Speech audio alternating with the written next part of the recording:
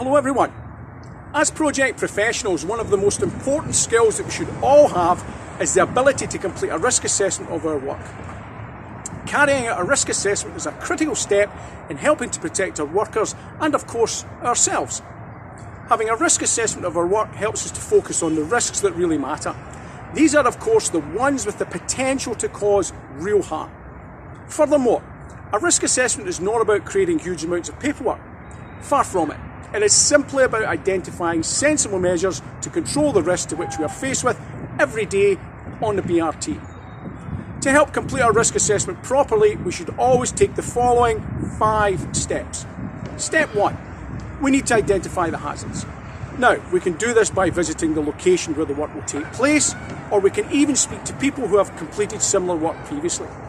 Please remember though, that not all hazards are easy to spot. Step 2. We identify who might be harmed and how. For each hazard, we need to be clear about who might be harmed, and this will help us identify the best way of managing the risk. Remember, it may even be a public citizen that could be injured through a hazard created by our work. Step 3. We evaluate the risks and decide on the precautions. Having identified the hazards, we then have to decide how likely it is that harm will occur and how bad it will be. Step 4. We record the significant findings.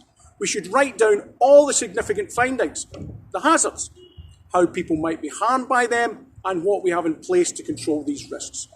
Our risk assessment should be kept simple and focused on the controls. Step 5. We review our risk assessment and update regularly. Few project work sites stay the same. Sooner or later, we will bring in new equipment, substances and procedures that could lead to new hazards. It makes sense, therefore, to review what we're doing on a regular basis. Please remember that risk is a part of everyday life and we are not expected to eliminate all risks. What we must do, though, is make sure we know about the main risks and the things we need to do to manage them responsibly. Finally, we must involve our workforce in the assessment of risk. We must have a regular conversation with those that matter the most. This will ensure that what we propose to do will work in practice and won't introduce any new hazards or increase the risk. If you have any questions or queries on this safety brief, please contact me or any of the RCSM BRT Project Safety Leadership team at any time.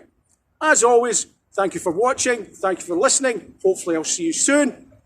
Bye for now.